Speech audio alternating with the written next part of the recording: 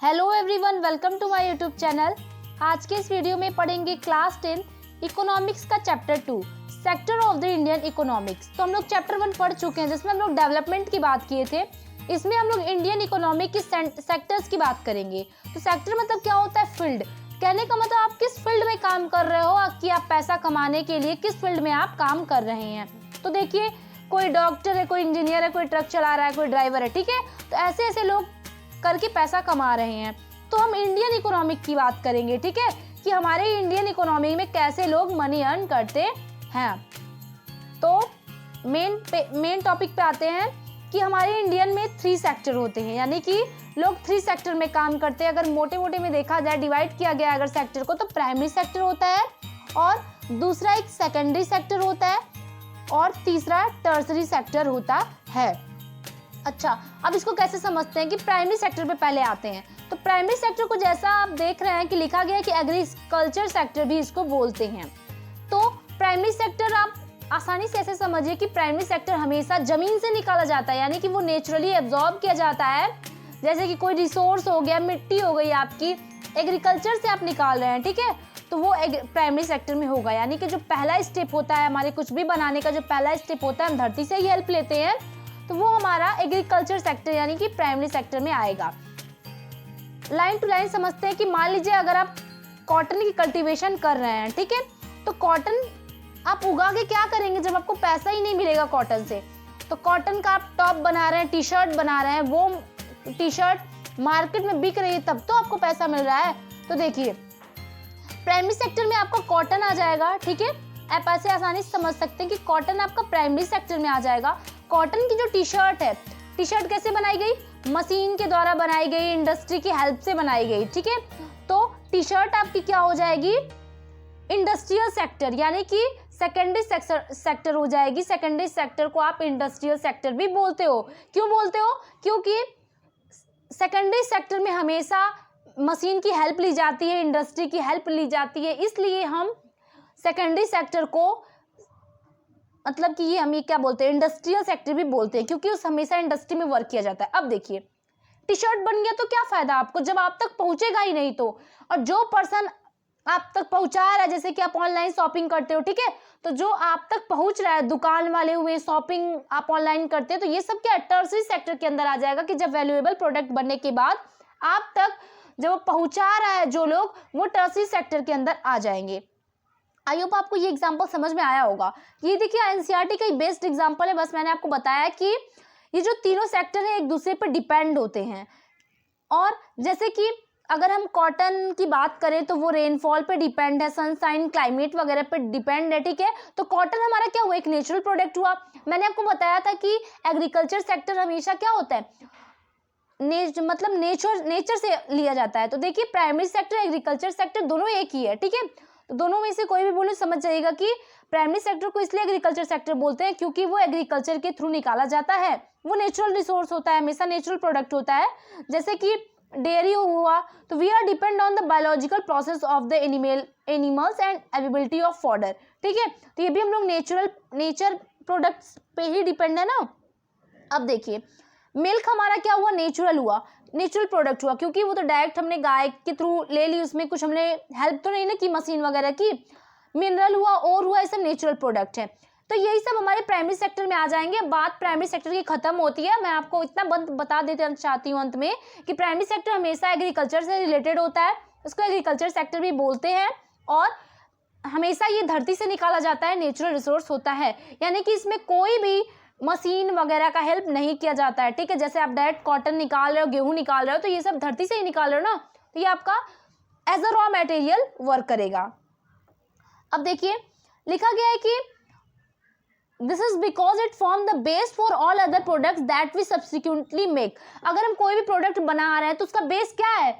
धरती ही है, primary sector ही है ना। अगर हमें टी शर्ट बनाना है तो बताइए आप कॉटन कहाँ से लेके आएंगे? नेचुरल प्रोडक्ट से ही ना। इसलिए इसको प्राइमरी सेक्टर किया जाता है, क्योंकि कोई भी चीज बनाने का फर्स्ट स्टेप हमारा प्राइमरी सेक्टर हेल्प करती है। अब आता है एग्रीकल्चर रिलेटेड सेक्टर। ये भी देखिए, एग्रीकल्चर रिलेटेड सेक्टर भी किसको कहते हैं? प्राइमरी सेक्टर को कहते हैं।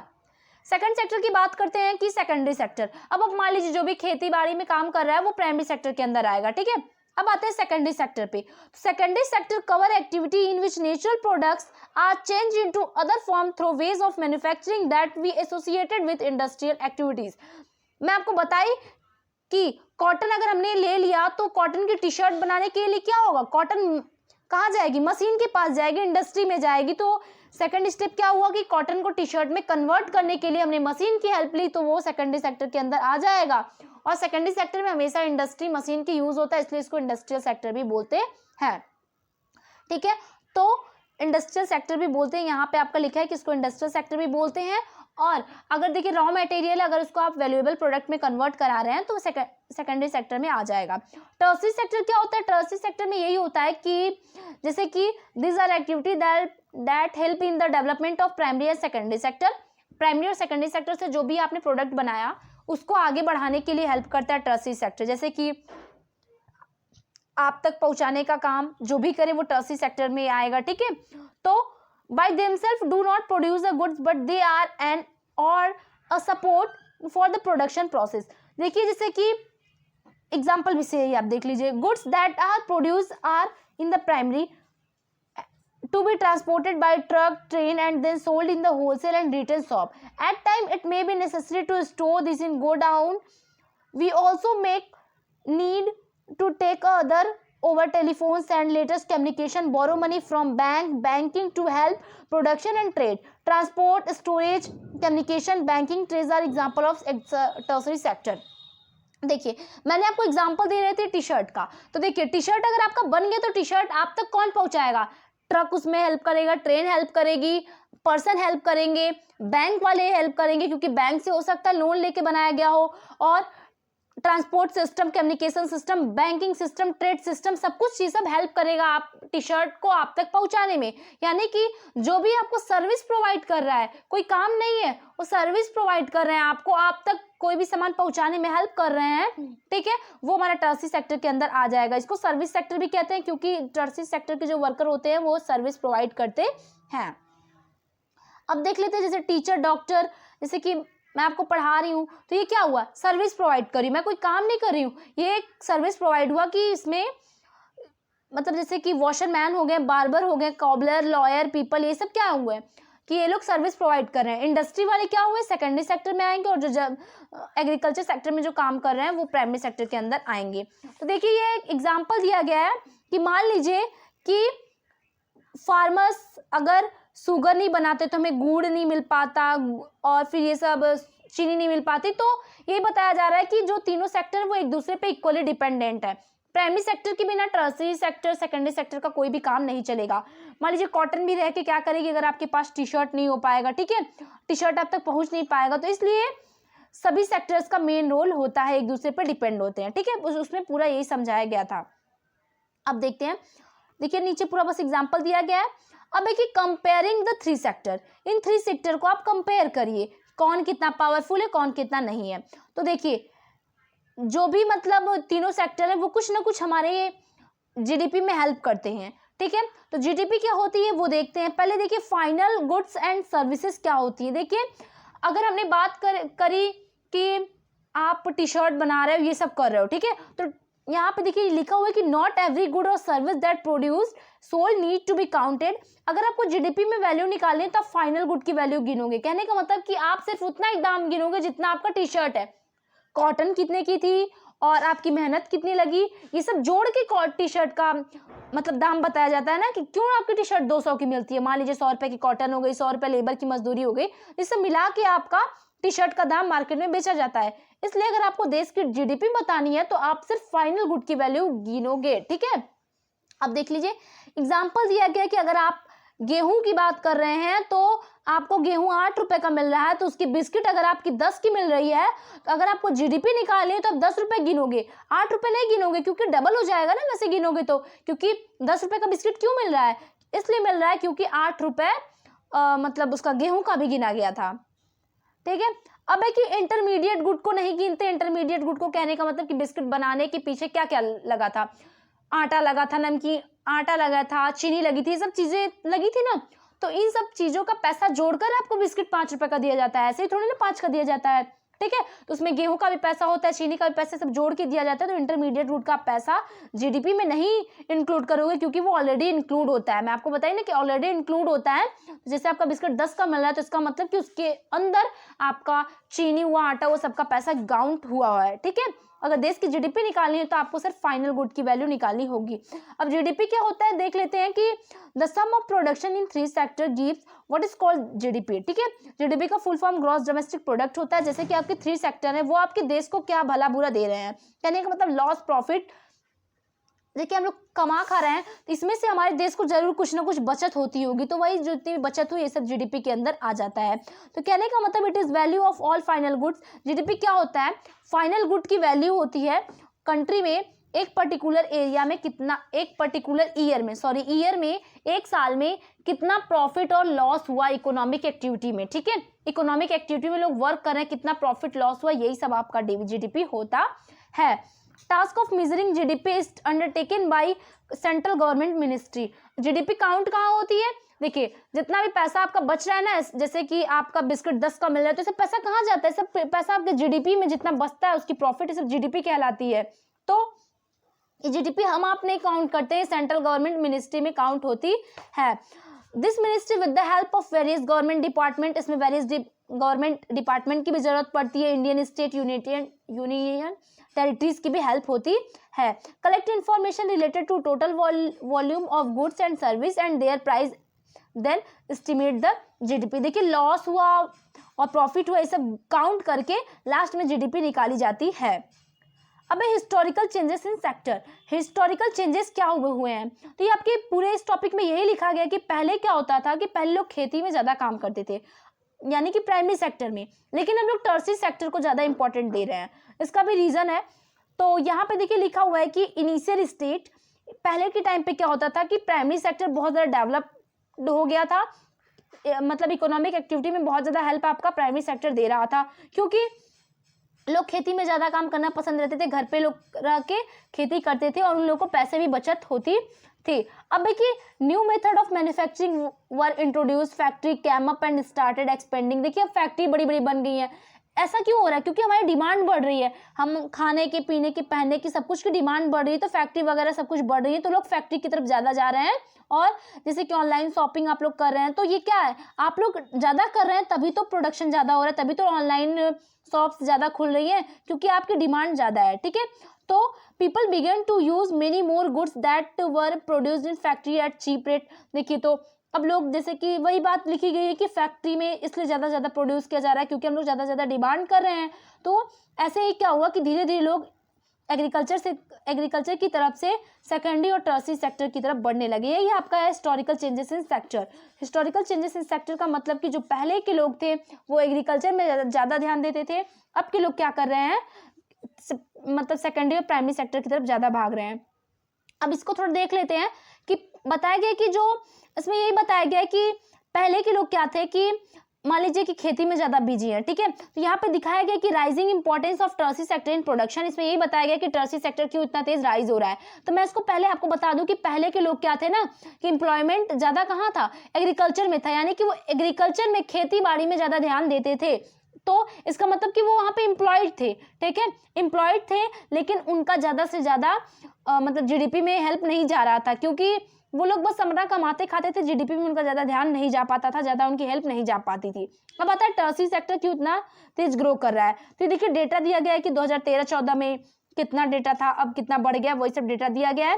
पहला रीजन है कि in any country several services such as hospital, educational institution, post, telegraph service, police station, court, village administrative office, municipal cooperation, defence, transport, bank, insurance company, ये सब एक्सेट्रा रिक्वायर्ड। देखिए यहाँ पे बताया गया कि टर्सरी सेक्टर में इसलिए लोग ज़्यादा जा रहे हैं क्योंकि मैं आपको बताया कि हिस्टोरिकल चेंजेस में सबसे ज़्यादा इंपॉर्टेंट क्या होगा, टर्सरी सेक्टर। टर्सरी सेक्टर में लोग ज़्यादा से ज़्यादा वर्क कर रहे हैं क्योंकि उसमें आपके देश में देखिए पुलिस स्टेशन की ज़रूरतें, टेलीग्राफ सर्विस की, बातचीत करने की ज़रूरतें, हॉस्पिटल, एजुकेशन, स्कूल इतना ज़्यादा खुल गया है कि लोगों को नौकरी आजकल उधर ही मिलने लगी है, ठीक है। इसलिए लोग खेती बाड़ी से अलग होकर के जाके बैंक में जॉब कर रहे हैं, ट्रांसपोर्ट के सिस्टम में, डिफेंस सिस्टम में जा करके वर्क कर रहे हैं, क्योंकि ये सब बेसिक सर्विस हो गई ना, अब सबको ज़रूरत इसकी पड़ रही है। सेकंड रीजन क्या होता है टर्शियरी सेक्टर को आगे बढ़ने का? The development of agriculture and industry lead to the development of service sector. देखिए अगर आपका एग्रीकल्चर सेक्टर और इंडस्ट्री सेक्टर बढ़ेगा तो आपका टर्शियरी सेक्टर भी बढ़ेगा। क्यों? क्योंकि अगर मान लीजिए टी शर्ट ज़्यादा बन रही है तो टी शर्ट ज़्यादा बन रही है तो उतने ज़्यादा ही आपको बिकने को भी तो चाहिए, उतने ज़्यादा दुकान खुलेंगे, उतने ज़्यादा पर्सन मतलब चाहिए ना उसको बेचने के लिए। यहाँ पे लिखा है कि ट्रांसपोर्ट, ट्रेड, स्टोरेज मतलब इन सबों की ज़रूरतें बढ़ रही हैं, इसीलिए टर्शियरी सेक्टर भी बढ़ते चला जा रहा है। थर्ड रीज़न ये है कि लोगों की इनकम बढ़ रही है। जैसे कि अगर लोगों की सैलरी बढ़ रही है, कमाई धमाई बढ़ेगी तो उन लोगों को क्या होगा, बाहर घूमने जाने का मन करेगा, शॉपिंग ज़्यादा लोग करेंगे, प्राइवेट हॉस्पिटल में लोग ज़्यादा खुद का इलाज कराएंगे, प्राइवेट स्कूल में बच्चों को पढ़ाएंगे, प्रोफेशनल ट्रेनिंग अच्छी अच्छी लेंगे। इससे क्या होगा, हमारा टर्शियरी सेक्टर बढ़ेगा। कैसे बढ़ेगा? क्योंकि जो हमने आपको पहले ही बताया कि tourism, shopping, private school, online shopping, ये सब किस चीज़ में आता है? ये सब टर्शियरी सेक्टर में आता है। तो लोगों की जब इनकम राइज होगी तो लोग अपने आप क्या करेंगे, मतलब कि टर्शियरी सेक्टर अपने आप राइज होगा। फोर्थ है कि ओवर द पास्ट डिकेड और so certain new service such as those based on information, certain technology, communication technology have become important and essential. जैसे कि देखा गया है कि कुछ दिन पहले से कम्युनिकेशन हुए, टेक्नोलॉजी हुई, ये सब चीज़ें बढ़ गई है, लोगों की इम्पोर्टेंस और इसेंशियल दिया गया है। तो इसका मतलब कि कम्युनिकेशन सिस्टम, देखिए पहले क्या होता था कि लोगों से बातचीत नहीं हो पाती थी, लोग लेटर के जरिए बात करते थे, फिर उसके बाद उतनी अच्छी टेक्नोलॉजी नहीं थी। तो अब क्या हो रहा है, कम्युनिकेशन सिस्टम भी बढ़िया हो रहा है और टेक्नोलॉजी भी बढ़ती चली जा रही है। इससे हमारा टर्शियरी सेक्टर ग्रोथ करते चला जा रहा है। फिर है कि where are most people employed. इसमें आपको यही बताया गया कि पीपल किस में ज़्यादा काम कर रहे हैं। तो देखिए आज के भी डेट में अगर देखा जाए तो पीपल सबसे ज़्यादा किस में काम कर रहे हैं, प्राइमरी सेक्टर में कर रहे हैं, यानी कि एग्रीकल्चर में। खेती लोग ज़्यादा करने वाले हैं, भले उससे आपको जीडीपी कम मिल रही हो तो क्या हुआ। देखिए the primary sector continue to be the largest employer even now. मतलब कि प्राइमरी सेक्टर में क्या हो रहा है कि लोग आज भी बहुत ज़्यादा एम्प्लॉयड हैं। कहने का मतलब अगर आप देखेंगे तो ज़्यादा से ज़्यादा लोग क्या होगा, आपको खेती बाड़ी में ज़्यादा लोग देखने को मिलेंगे, क्योंकि इसमें लोग बिजी है। भले उनकी ज़रूरत रहे या ना रहे, उनके ना रहने पे भी उनकी खेती अच्छे से हो जाएगी, लेकिन फिर भी लोग बिजी हैं। ठीक है, फिर आगे है कि थ्रो इंडस्ट्रियल आउटपुट और the production of good went up by more than 9 times during the period, employment in the industrial went up by around 3 times। इसमें ये बताया गया कि कौन सा जो सेक्टर है वो कितने टाइम्स राइज हुआ था, कितने टाइम नहीं हुआ था। ठीक है, और यहाँ पे दिया गया है कि इसका रिजल्ट क्या हो रहा है कि more than half of the workers in the country are working in primary sector. मतलब जो भी हाफ वर्कर्स है ना वो सब प्राइमरी सेक्टर में बिजी हैं, मेनली इन एग्रीकल्चर। मतलब एग्रीकल्चर में ज़्यादा है, क्योंकि देखिए प्राइमरी सेक्टर में भी कई वो हो जाएंगे ना, इसलिए प्राइमरी एग्रीकल्चर में वो लोग ज़्यादा बिजी हैं। Producing only about 1/6 of the GDP. देखिए हाफ पॉपुलेशन, हाफ मतलब ज़्यादा से ज़्यादा वर्कर काम कर रहे हैं, लेकिन उनके जीडीपी में सिर्फ 1/6 पार्टी जा रहा है जीडीपी में। इसका मतलब कि जीडीपी में लोगों का योगदान कम है। जो भी किसान है उनका जीडीपी में योगदान कम है, लेकिन एम्प्लॉयड ज़्यादा लोग हैं। तो एम्प्लॉयड और फिर जीडीपी में आपको मतलब ये समझना है कि एम्प्लॉयड में लोग काम कर रहे हैं, अपना खर्चा निकाल रहे हैं, जो भी कुछ कर रहे हैं। ठीक है, एम्प्लॉयड वो हो गए कि हाँ वो कोई ना कोई काम कर रहे हैं, इसका मतलब वो एम्प्लॉयड है। लेकिन जीडीपी में वो कुछ भी नहीं दे रहे हैं, इसका मतलब कि वो जीडीपी में नहीं कुछ दे रहे हैं और एम्प्लॉयड हैं, यानी कि वो कोई ना कोई काम कर रहे हैं। फिर लिखा in the contrast to this the secondary and tertiary sector produce the rest of the produce, whereas they employ less than about half of the people. Does this mean that the worker in agriculture are not producing as much they could? जितना करना चाहिए उतना agriculture से GDP नहीं मिल रही। अगर देखिए अगर आपकी आधा जनता अगर किसानी में व्यस्त है तो उतना ही पैसा भी तो मिलना चाहिए ना, तो उतना पैसा नहीं मिल रहा है, लोग बस बेमतलब का खेती में काम करते चले जा रहे हैं। There are more people in agriculture that is necessary. So even if you move a few people out, production will not be affected. In other words, worker in the agriculture sector are underemployed. देखिए underemployed का यहाँ पे क्या मतलब है। देखिए underemployed का मतलब ये है कि आप एम्प्लॉयड है लेकिन आपको कोई इसकी वैल्यू नहीं। वही मैं तब से आपको बताना चाह रही हूँ कि एम्प्लॉयड का मतलब ये हो गया कि आप काम कर रहे हैं, जीडीपी में कोई पैसा आपका योगदान है ही नहीं, तो काम करने का मतलब क्या है आपका। तो वही दिखाया गया है कि कुछ पीपल ऐसे हैं कि जो खेती करते जा रहे हैं, उनके ना रहने पे भी खेती होगी और परिवार वालों को कोई दिक्कत भी नहीं होगी, फिर भी वो उसी में काम कर रहे हैं, उनके पास एबल है, वो कोई ना कोई नौकरी कर सकते हैं, लेकिन फिर भी वो खेती किए जा रहे हैं, उसे अंडर एम्प्लॉयड कहते हैं। ठीक है, बिना जरूरत का काम करना। मान लीजिए आपका इतना बड़ा खेत है, इसमें 10 लोग काम कर रहे हैं, तो जितना मतलब प्रोडक्शन हो रहा है 10 लोगों के काम करने पे, उतना अगर 5 लोगों के भी काम करने पे होगा तो 5 लोग को ही काम करना चाहिए ना, 5 लोग को बाहर जाके कोई और वर्क करना चाहिए, लेकिन फिर भी लोग अंडर एम्प्लॉयड है। ठीक है, यानी काम बेमतलब का किए जा रहे हैं। अब यहाँ पे है कि लेबर एफर्ट गेट डिवाइडेड। बस अंतर क्या होगा कि लेबर का जो एफर्ट है वो डिवाइड हो जाएगा। इसका मतलब कि अगर मान लीजिए इतनी छोटी सी जमीन में 10 लोग 10 दिन में काम कर रहे हैं, तो 5 लोग 20 दिन में काम करेंगे, सिर्फ यही ना होगा, और बाकी प्रोडक्शन तो उतना ही होगी। फिर है कि this is the situation the under employment where people are apparently working but all of them are made to work less than their potential. This kind of underemployment is hidden in the context to someone who does not have a job and is clearly visible is unemployed, hence it is called disguise in unemployment। तो देखिए कुछ लोग तो काम कर रहे हैं, ठीक है, वो भी अंडर एम्प्लॉयड है, नाम है कि वो कुछ ना कुछ कर रहा है, लेकिन उसका कोई मतलब नहीं है। अब यहाँ पे क्या लिखा गया है कि कुछ लोग तो ऐसे हैं कि जो कि अंडर एम्प्लॉयड है, लेकिन देखिए उनकी पोटेंशियल है, फिर भी वो अंडर एम्प्लॉयड है, मतलब उनके पास काम करने की क्षमता है, वो चाहे तो दूसरे काम कर सकते हैं। ठीक है, उसे हम डिस्गाइज एम्प्लॉयमेंट अनएम्प्लॉयमेंट कहेंगे। उनके पास काम करने की क्षमता भी है, फिर भी वो अनएम्प्लॉयड बैठे हुए हैं, अनएम्प्लॉयड बैठे हुए हैं। अंडर एम्प्लॉयड भी आप कह सकते हो, क्योंकि अंडर एम्प्लॉयड वाले क्या है, अंडर एम्प्लॉयड वाले बेमतलब कोसी में लगे हुए हैं, उनकी कोई जरूरत भी वहां पे नहीं है। फिर है कि there are lakh of farmers like Lakshmi in India. This means that even if we remove a lot of people from agriculture sector and provide them with proper work elsewhere, agriculture production will not be suffer. यही चीज आपको बताई गई है कि मान लीजिए एक लक्ष्मी का खेत है, उसमें लाख फार्मर काम कर रहे हैं, अगर उसमें से कुछ फार्मर्स को निकाल दिया जाए तो फिर भी प्रोडक्शन उतना ही होगी।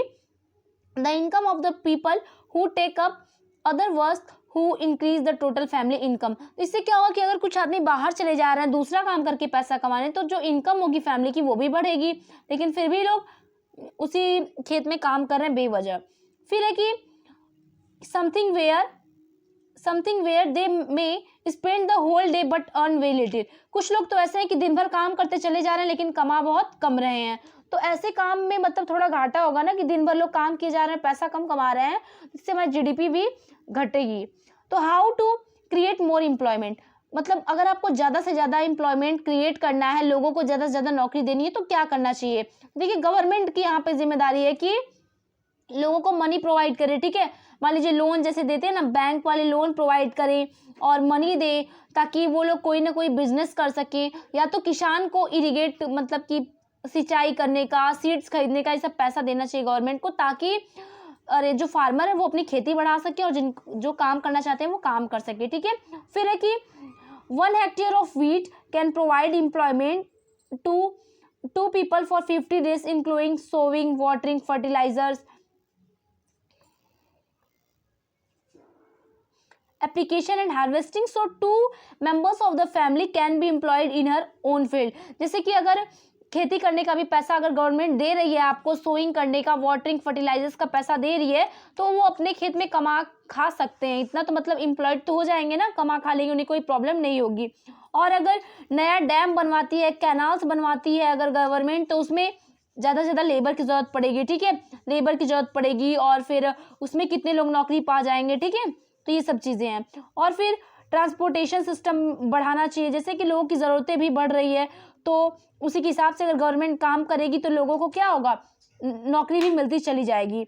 अब है यहाँ पे कि जैसे कि ट्रक हुआ और डेयरी हुआ, मिल हुआ, जैसे कि जहाँ पे खेती हो रही है, मान लीजिए शुगर केन की खेती हो रही है, बगल में शुगर मिल बनवा देना चाहिए। ठीक है, तो इससे क्या होगा कि लोगों को ज़्यादा से ज़्यादा नौकरी मिलेगी। और फिर यहाँ पे कि if the local bank give her credit at reasonable rate of interest, अगर कोई गवर्नमेंट बैंक है और कम ब्याज पे अगर लोन दे रही है, तो किसान क्या करेंगे, लोन लेकर के अपनी खेती बढ़ा सकते हैं, बिजनेस बढ़ा सकते हैं। She will be able to buy all these in time and cultivated her land. तो वही दिया गया कि वो पैसा लेकर के अपनी लैंड कल्टिवेट कर सकते हैं। This means that along with water, we also need provide cheap agriculture credit to the farmer for farming to improve। अपने फार्मिंग को इम्प्रूव करने के लिए पैसे की जरूरत पड़ती है, जो कि गरीब किसानों के पास नहीं होती है, तो बैक का बैक ही रह जाते हैं। एग्जाम्पल दिया, suppose many farmers decide to grow arhar and chickpea pulse, जैसे कि कुछ जो किसान होते हैं वो पल्स क्रॉप हुआ और फिर दाल मिल हुआ, ये सब मतलब क्या करना चाहते हैं, उगाना चाहते हैं। अगर मान लीजिए दाल मिल खोली जा रही है, शुगर मिल खोली जा रही है, ये सब खोला जा रहा है तो कुछ पीपल एम्प्लॉयड हो जाएंगे, मतलब कि नौकरी मिल जाएगी। और जैसे कि सामान, जैसे ट्रक से सामान लाने के लिए ट्रांसपोर्टेशन सिस्टम बढ़िया होगा, और देखिए गोडाउन वगैरह खोला जाएगा जिसमें पोटैटो, ओनियन, ये सब चीज़ें क्या होगी, स्टोर कर दी जाएगी। और फिर विलेज एरिया में भी ये सब खुलवा देना चाहिए, ताकि जैसे कि जो लकड़ियाँ हैं उसको इकट्ठा करने के लिए गोडाउन चाहिए ना, तो गोडाउन वगैरह बनेगा तो उसमें एक देखिए मान लीजिए वो लगे, जैसे पहरेदार लगेगा, उसमें कुछ वर्कर रहेंगे, लकड़ी सबमिट करने वाले रहेंगे, अच्छे से उसको कलेक्ट करने वाले रहेंगे, तो सब लोग रहेंगे, तो जैसे कुछ पीपल क्या होंगे, नौकरी पा जाएंगे। ठीक है। और आगे कि agriculture produced rice, wheat, tomato, fruit which can be sold in outside market, जैसे कि गांव में लोग क्या कर रहे हैं, सब्जी उगा रहे हैं, उसको लोग बेचने चले जा रहे हैं, तो इससे क्या होगा कि लोगों को मतलब परेशानियां कम होंगी और लोग अर्निंग करने लगेंगे। ठीक है, जितना ज़्यादा प्रोडक्शन होगा उतनी ज़्यादा उन लोगों की मतलब गरीबी कम होगी। If these childrens are attend school, मान लीजिए ज़्यादा से ज़्यादा अगर बच्चे, अब बताइए गरीब के बच्चे पढ़ नहीं रहे हैं, यहाँ पे लिखा हुआ है, तो गरीब के बच्चे अगर पढ़ नहीं रहे हैं और फिर स्कूल अगर गवर्नमेंट बनवाती है तो उसमें देखिए कितने टीचर्स बनेंगे, कितने स्टाफ होंगे, कितने दाई होंगे, वर्कर्स होंगे, तो उन लोगों को क्या होगी, नौकरी मिलेगी उसी बहाने, और गरीब के बच्चे पढ़ भी लेंगे। तो गवर्नमेंट को ऐसा काम करना चाहिए जिसमें कि लोगों का भी फायदा हो और गरीब लोगों का भी फायदा हो। देखिए टीचर्स बनेंगे, स्टाफ बनेंगे, तो इन लोगों को भी नौकरी मिली और बच्चे पढ़ेंगे, उनकी फ्यूचर अच्छी होगी, तो सबको फायदा है। ठीक है। और यहाँ पे नीति आयोग, प्लानिंग कमीशन, मतलब पहले प्लानिंग कमीशन कहते थे और अब नीति आयोग हो गया है। और हेल्थ सिचुएशन, जैसे कि देखिए कि कुछ बच्चे हैं जैसे कि उन्हें खाने के लिए कम मिल रहा है, तो गवर्नमेंट हॉस्पिटल में जब एडमिट होते तो उन्हें अच्छी सुविधा नहीं मिल पाती, तो गवर्नमेंट हॉस्पिटल अच्छा से अच्छा गवर्नमेंट को खुलवाना चाहिए, ताकि उसमें मतलब जो एडमिट होंगे उसमें उनको भी अच्छा सुविधा मिलेगी, और नर्स हुए, डॉक्टर हुए, मेड हुए, उसमें भी उन लोगों को नौकरी मिलेगी। अब देखिए यहाँ पे लिखा गया कि महात्मा गांधी मनरेगा एक 2005 में एक्ट खोला गया था, उसका फुल फॉर्म है Mahatma Gandhi national rural employment guarantee act, 2005 में खोला गया था। इसमें ये प्रॉमिस की थी गवर्नमेंट की एक पर्सन को 100 डेज का वर्क मिलेगा, अगर वो एक साल में, ठीक है, एक साल में आपको 100 दिन का काम देगी, ताकि अपना थोड़ा कमा खा सको या फिर आपको पैसा वगैरह मिल सके। यहाँ पे लिखा है कि अगर गवर्नमेंट फेल हो जाती है काम देने में तो वो आपको पैसा देगी, बिना आपको नौकरी किए, बिना आपको काम किए, आपको 100 दिन के मतलब काम का पैसा देगी। तो मतलब ये सब गवर्नमेंट कदम उठाई है। और इस मनरेगा को राइट टू वर्क लॉ के अंदर मतलब इसको वो किया गया था, मेंशन किया गया था।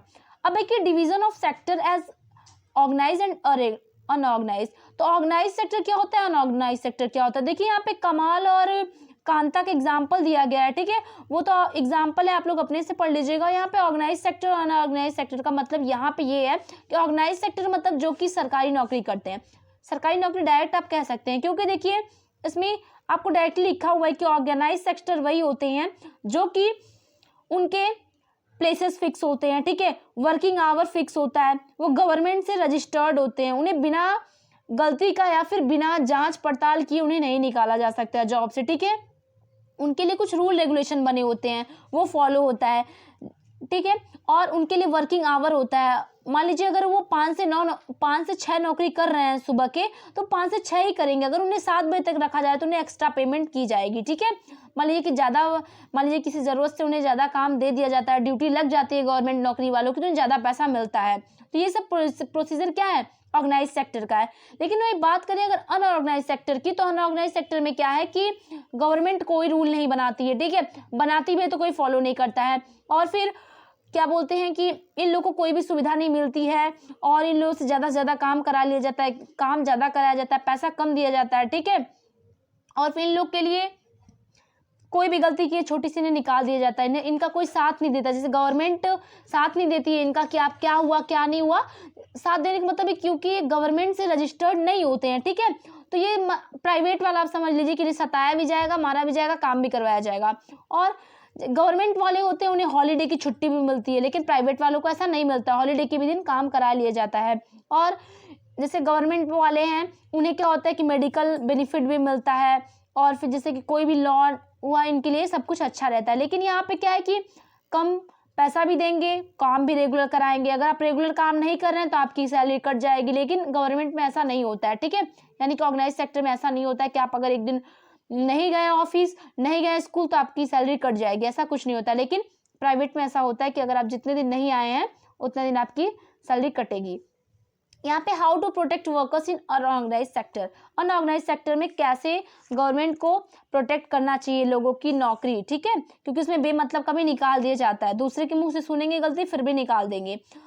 अब यहाँ पे देख लीजिए कि लिखा है कि this farmer use to be supported through adequate facility for timely delivery of seed, agriculture inputs, credit, storage facilities, marketing outlet. यही इसमें बात लिखी गई कि मान लीजिए कि अगर गवर्नमेंट लोन वगैरह दे रही है ना, तो लोग अपनी क्या करेंगे, खुद का काम करेंगे। खुद की काम करने की बात अलग है, अगर गवर्नमेंट कोई रूल रेगुलेशन बना देती है, स्ट्रिक्ट हो जाती है कि नहीं इसे फॉलो करना चाहिए, तो सब लोग करेगा। यहाँ पे गवर्नमेंट जैसे कि अगर ढीली पड़ जाए, कोई भी हेल्प ना करे अनऑर्गेनाइज वालों की, प्राइवेट वालों की, तो वैसे ही सब लोग मतलब एक दूसरे को कहने लगेंगे, क्योंकि जब गवर्नमेंट की डर ही नहीं रहेगी तो कोई किसी को कितना भी काम करा के पैसा कम दे सकता है। अब आता है अगर ऑनरशिप के बेस पे देखें सेक्टर, तो दो पार्ट का है, एक पब्लिक है एक प्राइवेट है। तो पब्लिक क्या होता है कि गवर्नमेंट करती है, ठीक है। पब्लिक का जो काम रहता है वो गवर्नमेंट करती है, जैसे रोड हुआ, सड़क हुआ, गवर्नमेंट बनाती है। प्राइवेट सेक्टर में क्या होता है कि इंडिविजुअल बनाता है, किसी एक पर्सन की, मान लीजिए इंडस्ट्री हो, फैक्ट्री हो, किसी एक पर्सन की रहेगी, गवर्नमेंट की नहीं रहेगी। और आपको पता है कि प्राइवेट चीज़ों पे पैसा ज़्यादा लगता है। मान लीजिए कहीं आप अगर हाईवे पे जा रहे हैं, अगर वो कोई ठेकेदार वगैरह बनाया है, प्राइवेट पर्सन बनाए हैं, इंडिविजुअल पर्सन बनाया है, तो आपको वहाँ बैरियर लगा होगा, आपको रुक के वहाँ पर टैक्स भरना पड़ेगा। लेकिन पब्लिक सेक्टर में टैक्स नहीं लगता है रुक के, क्योंकि वो गवर्नमेंट बनवाई है और पब्लिक के फायदे के लिए बनवाई है, ठीक है। और अगर लगता भी तो बहुत कम पैसा लगता है पब्लिक सेक्टर में, बट प्राइवेट सेक्टर में बहुत ज़्यादा लगता है।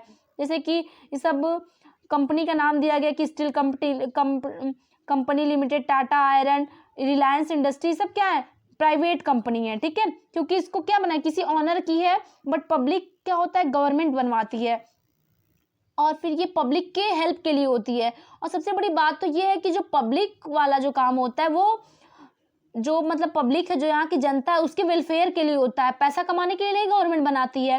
वो इसलिए बनाती है कि लोगों को फायदा मिले, लेकिन प्राइवेट वाले पैसा कमाने के लिए बनाते हैं। देखिए यहाँ पे साफ साफ लिखा है कि the purpose of the public sector is not just to earn profit. Public sector का मतलब पैसा कमाना नहीं होता है, क्योंकि government raise money through taxes, government हमसे टैक्स लेती है, ठीक है। Way to meet expense on the service rendered by it, तो गवर्नमेंट हमसे हर एक सामान में, हर एक चीज में टैक्स लेती है, और उसी के रूप में हमें सड़क बनवा के देती है, हॉस्पिटल बनवा के देती है, ये सब चीजें, ठीक है। Modern day government spend on the whole range of activities, ये दिया गया है कि गवर्नमेंट हम लोग का पैसा कहीं ना कहीं मिस यूज नहीं यूज करती है, हम ही लोगों के पैसे से हम ही लोगों को सुविधा देती है। While the private sector will not provide eight reasonable cost, जो प्राइवेट सेक्टर वाले वो ज़्यादा हाई पे लेते हैं, जैसे कि बहुत ज़्यादा पैसा मांगते हैं, इतना सबके बस का नहीं है। क्योंकि अगर सब कुछ प्राइवेट सेक्टर के हाथ में चला जाए तो महंगाई बढ़ती चली जाएगी। और जो पब्लिक सेक्टर उसमें गवर्नमेंट काम करती है, कोई भी काम होगा गवर्नमेंट कराएगी, लेकिन जो प्राइवेट है उसमें एक इंडिविजुअल पर्सन कराएगा। यहाँ पर लिखा है government also need to pay attention to aspect of human development such as availability of safe drinking water, housing facility for the poor and food and nutrition. It is also the duty of government to take care poorest and most ignored region of the country through increased spending in such area. वही दिया government को इधर भी ध्यान देना चाहिए human development की तरफ, क्योंकि कुछ बच्चे बिना खाए पिए, जैसे कि अगर हॉस्पिटल में अगर वोमेन एडमिट है तो उन्हें अगर अच्छा न्यूट्रिशन न दिया जाए तो उनका होने वाला बेबी भी मर जा रहा है। तो इन सब चीज़ों को भी गवर्नमेंट को केयर करनी चाहिए। तो देखिए यहाँ पे हम लोग बहुत सी चीज़ें पढ़ें कि पब्लिक सेक्टर क्या होता है, प्राइवेट सेक्टर क्या होता है, ऑर्गेनाइज्ड अनऑर्गेनाइज्ड में अंतर पढ़ें, sector of the Indian economy. पूरा हम लोग का चैप्टर कंप्लीट हो गया। मिलते हैं नेक्स्ट वीडियो में किसी नए चैप्टर के साथ। Thank you.